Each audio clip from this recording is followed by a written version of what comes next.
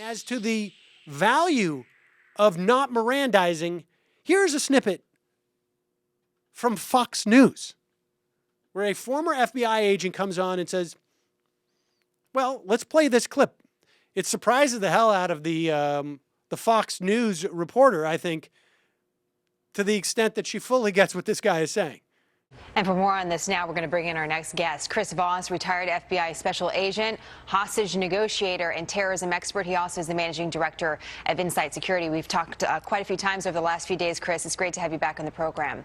Thank you, Jenna. Let's pick up off of what Catherine was just reporting on there, which is a debate about whether or not the suspect should be read his Miranda rights. Moving past some of the politics of it, because it seems to be getting a little political. As a former member of the FBI, how does whether or not the suspect has read his Miranda rights influence or impact your investigation?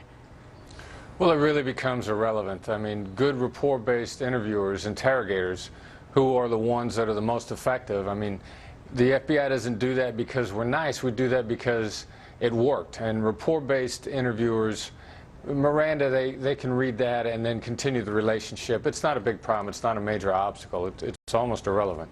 Really? Because we're hearing that it's such a major issue about whether we get to the bottom of this investigation. So what should we consider as we continue to hear this debate ongoing over the next several days?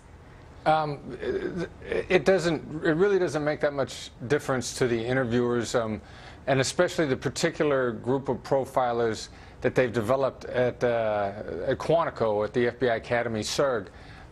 This is not terribly relevant. They can sit down with these people.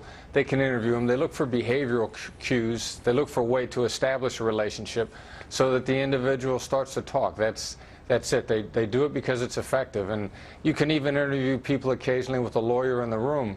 And the lawyer, if the individual starts to be deceptive in the interview, will start to tell the person to tell the truth. And so Miranda, and it's much ado about nothing, in my view. It's interesting. It's nice to have your perspective after more than 20 years with the FBI. There you have it.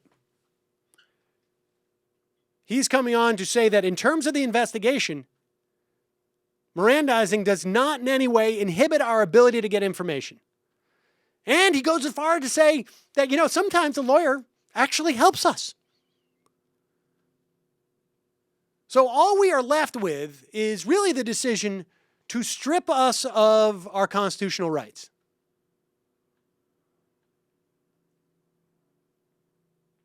And for the benefit of, well, at least in terms of the investigation, nothing. So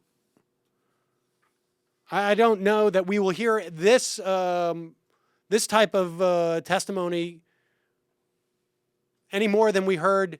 Torture doesn't really help either. You get much more out of building a rapport with people. That's simply the way it works. And I think this FBI agent was one of the same guys who said that, right? I mean, I don't know specifically, but I think Jane Mayer had a piece. Yeah, it was Ali Safan, who was the FBI agent who said the torture got in the way of us collecting more information. Well, no, like literally to the point that you would have a rapport established with a guy, information was coming, then guys came in, disrupted the interrogation that they were doing, tortured him, and that was it. Right. And then you're back to maybe even worse than square one.